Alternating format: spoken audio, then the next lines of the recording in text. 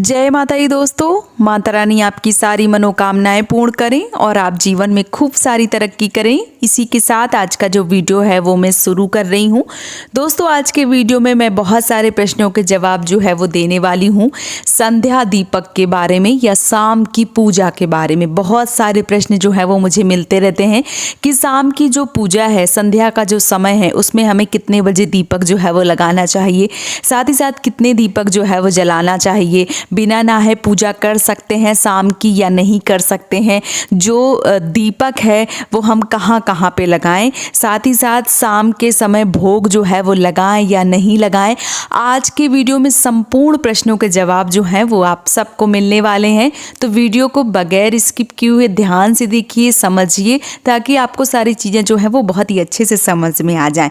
देखिए, जो शाम की पूजा है या जो संध्या का दीपक है वो हमेशा गोधूली वेला में लगाना चाहिए, मतलब प्रदोष के समय लगाना चाहिए, क्योंकि जब संध्या जो है, जो शाम है हो रही होती है, प्रदोष जो समय होता है या गोधूली वेला होती है, उस समय जो माँ लक्ष्मी हैं और माँ दरिद्रता हैं वो भ्रमण के लिए निकलती हैं। इसलिए घर में दीपक जो है वो लगाना अत्यंत आवश्यक होता है और हमें जो दीपक है घर में ज़रूर जलाना चाहिए।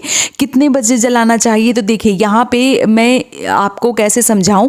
जैसे सर्दी का सीज़न चल रहा है तो क्या होता है कि जो शाम होती है वो जल्दी हो जाती है, 4-5 बजे जो है वो एकदम से अंधेला हो जाता है।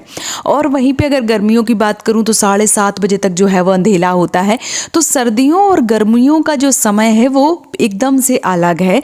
ऐसे में जब सूर्य भगवान डूबने जा रहे हों और जो गोधूली बेला हो, उस समय आपको जो दीपक है वो लगाना चाहिए। अगर मैं समय की बात करूं तो जो समय है वो एक परफेक्ट टाइम तो मैं भी यहाँ पे नहीं आपको बता सकती हूँ, क्योंकि सर्दी, गर्मी और जो बरसात का मौसम है, सब में अलग अलग समय जो है वो दीपक जलते हैं। तो ऐसे में समय बताना बहुत मुश्किल है। कितने दीपक जलाने चाहिए, तो देखिए जो दीपक हैं वो 3 जलाने चाहिए। अब जो दीपक है वो कहाँ कहाँ पे लगाने चाहिए, 3 दीपक हमें कैसे जलाना चाहिए, किस प्रकार से, तो देखिए घर के मेन गेट पे गोधूली बेला में अगर दीपक जलाया जाए तो ऐसा माना जाता है कि माँ लक्ष्मी और दरिद्रता दोनों साथ में निकलती हैं।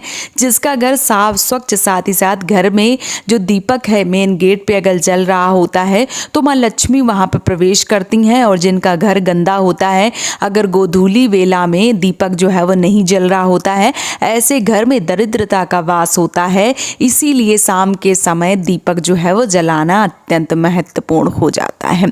दूसरा जो दीपक है वो हमें तुलसी महारानी के नीचे लगाना चाहिए, गमला जो है उसके नीचे लगाना चाहिए, क्योंकि ऐसा माना जाता है कि तुलसी की जड़ अगर गोधूली बेला में शाम के समय अगर शांत रहती है या दीपक जो है वो प्रज्वलित नहीं होता है तो लक्ष्मी का नाश होता है, मतलब आपके घर में जो लक्ष्मी है वो कभी भी नहीं टिकती हैं। इसलिए जो माता तुलसी के नीचे दीपक है वो जरूर जलाना चाहिए। तीसरा जो दीपक है वो ईसाड़ कोण में, मतलब अपने घर का जो मंदिर है वहाँ पे आपको तीसरा दीपक जो है वो लगाना चाहिए। ये 3 दीपक बहुत ही ज़्यादा आवश्यक हैं। इन दीपकों को आपको बहुत ही ज़रूरी है लगाना। बहुत सारे लोगों के घर के मेन दरवाजे पे तुलसी माता रखी होती हैं, तो अगर आप मेन गेट पे नहीं लगा रहे हैं तो कोई दिक्कत नहीं है, आप तुलसी के नीचे ही जो दीपक है वो लगा सकते हैं। लेकिन अगर आपकी तुलसी अलग है, मान लीजिए किसी की छत पे तुलसी लगी हुई है, तो आपको तुलसी और जो मेन गेट है दोनों में रखना चाहिए। अगर आप रोज़ ऐसा करने में असमर्थ हैं तो कम से कम घर में 2 दीपक, जैसे एक दीपक तुलसी माता के नीचे और एक अपने मंदिर में जरूर रखें। लेकिन शुक्रवार को जिस दिन माँ लक्ष्मी का वास होता है उस दिन आपको स्थायी लक्ष्मी प्राप्त करने के लिए अपने मेन गेट में दीपक जो है वो लगाना अत्यंत महत्वपूर्ण है। अगर आप अपने घर में माँ लक्ष्मी का वास चाहती हैं तो आप जरूर लगाइए, बाकी आपकी मर्जी है। साथ ही साथ शाम के समय स्नान करके पूजा करनी चाहिए या आप ऐसे ही वस्त्र को बदल कर पूजा कर सकते हैं। तो देखिए, अगर आप जो एक साफ स्वच्छ है, जैसे पूजा में शुद्धता जो है वो बहुत ज़्यादा ज़रूरी है।